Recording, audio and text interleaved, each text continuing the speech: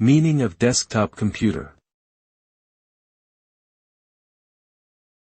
Desktop computer.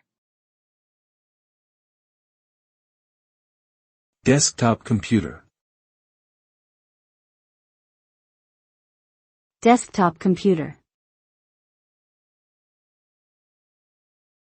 Desktop computer.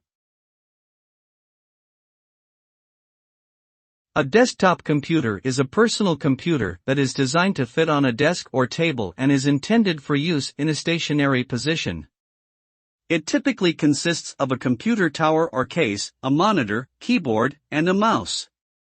Desktop computers offer more power and customization options than laptops, making them ideal for tasks such as gaming, video editing, and heavy-duty data processing. Additionally, they can be upgraded more easily than laptops, allowing users to replace or add components like RAM, storage, and graphics cards.